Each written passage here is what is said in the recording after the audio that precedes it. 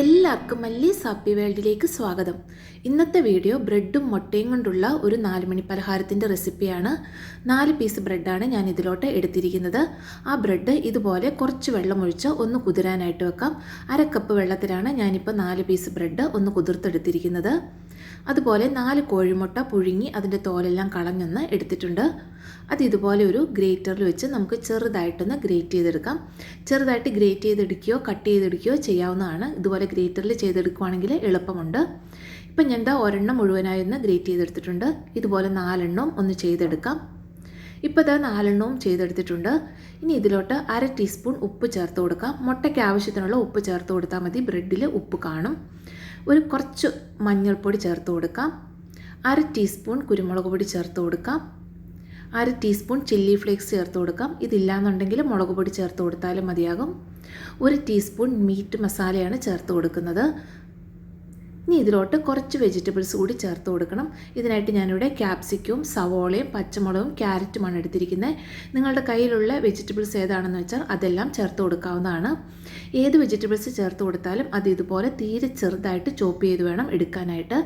എരിവിനനുസരിച്ച് വേണം പച്ചമുളക് ചേർത്ത് കൊടുക്കാനായിട്ട്, അല്ലെങ്കിൽ കുരുമുളക് പൊടി കൂടുതൽ ചേർത്ത് കൊടുത്താൽ മതിയാകും. ക്യാപ്സിക്കം ചേർക്കുമ്പോൾ ഒരു 2 ടേബിൾ സ്പൂൺ ചേർത്ത് കൊടുത്താൽ മതിയാകും, അല്ലെങ്കിൽ അതിൻ്റെ ടേസ്റ്റ് മുന്നോട്ട് നിൽക്കും. ഇപ്പോൾ എല്ലാ വെജിറ്റബിൾസും ചേർത്ത് കൊടുത്തിട്ടുണ്ട്.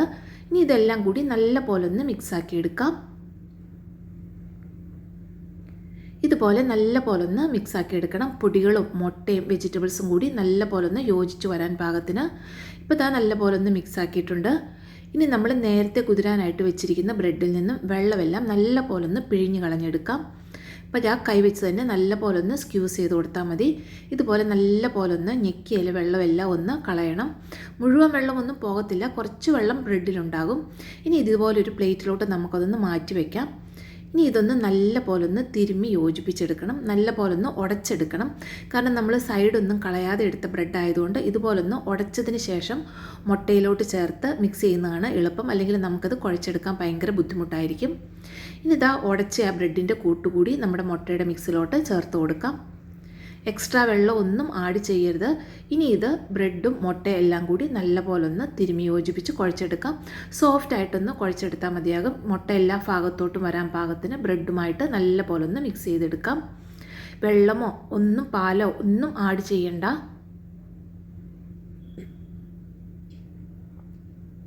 ഇപ്പം ഞാൻ നല്ല പോലെ ഒന്ന് കുഴച്ചെടുത്തിട്ടുണ്ട്. ഈ ഒരു പരുവത്തിലായിരിക്കും.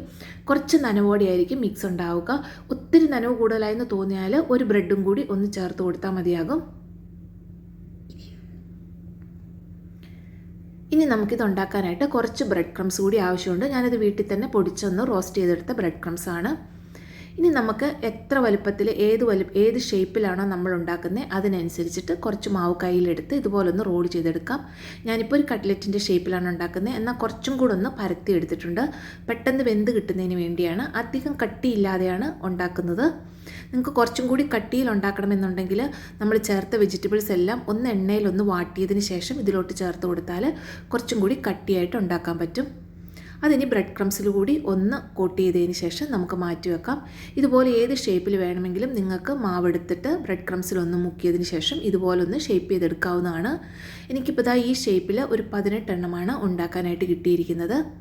ഇനി ഇതൊരു മീഡിയം ഫ്ലെയിമിൽ ചൂടായ എണ്ണയിലോട്ടിട്ട് മീഡിയം ഫ്ലെയിമിൽ തന്നെ നമുക്കൊന്ന് ഫ്രൈ ചെയ്തെടുക്കാം. എണ്ണ ലോ ഫ്ലെയിമിൽ വെക്കുകയോ അല്ലെങ്കിൽ ഹൈ ഫ്ലെയിമിലാക്കുകയോ ചെയ്യരുത്. ഒരു മീഡിയം ഫ്ലെയിമിൽ തന്നെ നമുക്ക് ഫ്രൈ ചെയ്തെടുക്കാവുന്നതാണ്. ലോ ഫ്ലെയിമിലാക്കിയാൽ എണ്ണ കുടിക്കാനുള്ള ചാൻസ് ഉണ്ട്. ഹൈ ഫ്ലെയിമിലാക്കിയാൽ നമ്മൾ ബ്രെഡ് ക്രംസ് ഇട്ടതുകൊണ്ട് അത് കരിഞ്ഞു പോകും പെട്ടെന്ന് ഉള്ളൊക്കെ വേവുന്നതിന് മുമ്പ്. അതുകൊണ്ട് ഒരു മീഡിയം ഫ്ലെയിമിലിട്ട് ഒരു സൈഡൊന്ന് ഇതുപോലെ ബ്രൗൺ കളറായി വരുമ്പോൾ മറിച്ചിട്ട് മറു സൈഡ് കൂടി നമുക്ക് വേവിച്ചെടുക്കാം. ഇപ്പോൾ 2 സൈഡും ഒന്ന് ഫ്രൈ ആയിട്ടുണ്ട്. ഇത് നമുക്ക് എടുക്കാവുന്നതാണ്. ഇനി നല്ല പോലെ മുരിഞ്ഞൊന്ന് വരണമെന്നുള്ളവർക്ക് ഒന്നും കൂടി ഒന്ന് മറിച്ചിട്ട് കൊടുത്ത് ഒന്നും കൂടി ഒന്ന് മൊരിയിച്ചെടുക്കാം. നല്ലൊരു ഡാർക്ക് ബ്രൗൺ ആകുന്നിടം വരെ നമുക്ക് മൊരിയിച്ചെടുക്കാവുന്നതാണ്. ഇപ്പോൾ ഞാൻ 2 സൈഡ് നല്ലപോലെ ഒന്ന് മൊരിയിച്ചെടുത്തിട്ടുണ്ട്. ഇങ്ങനെ ഉണ്ടാക്കുന്നതായിരിക്കും കുട്ടികൾക്കൊക്കെ കൂടുതൽ ഇഷ്ടമാകുന്നത്. അതുകൊണ്ട് നമുക്ക് ഇതുപോലെ ഉണ്ടാക്കിയെടുക്കാം. ഇനി അത് ഞാനൊന്ന് എണ്ണയിൽ നിന്ന് കോരി മാറ്റുന്നുണ്ട്. എണ്ണയൊന്നും കുടിക്കത്തില്ല. പിന്നെ നമ്മളെ കോരി എടുക്കുമ്പോൾ സ്പൂണിൽ വരുന്ന എണ്ണയാണ്. അതുകൊണ്ടാണ് ഞാൻ ഇങ്ങനെ ഒരു ഓട്ടയുള്ള പാത്രത്തിലോട്ട് തവിയിലോട്ട് വെച്ചിട്ട് എടുക്കുന്നത്. വളരെ ഈസി ആയിട്ട് വളരെ പെട്ടെന്ന് ഉണ്ടാക്കാൻ പറ്റുന്ന നല്ല ടേസ്റ്റി ആയിട്ടുള്ള ഒരു സ്നാക്കാണ്. ഇപ്പോൾ നിങ്ങൾക്ക് ബാക്കി വന്ന എണ്ണ കാണുമ്പോൾ തന്നെ അറിയാം അധികം എണ്ണയൊന്നും കുടിച്ചിട്ടില്ല എന്നുള്ളത്. ഇനി ഇതിലോട്ട് ബാക്കിയുള്ളത് കൂടിയിട്ട് 2 ട്രിപ്പായിട്ട് ഞാനത് മുഴുവനും വറുത്ത് കോരിയെടുത്തിട്ടുണ്ട്.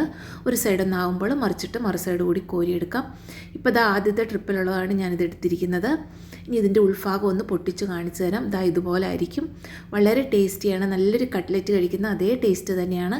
എല്ലാവരും തീർച്ചയായിട്ടും ട്രൈ ചെയ്ത് നോക്കുക. വീഡിയോ ഇഷ്ടമായെങ്കിൽ ചാനൽ സബ്സ്ക്രൈബ് ചെയ്യണേ. ലൈക്കും കമൻറ്റും ഷെയറും ചെയ്യുക. അടുത്ത വീഡിയോയുമായി വരുന്നതുവരെ എല്ലാവർക്കും നന്ദി. താങ്ക്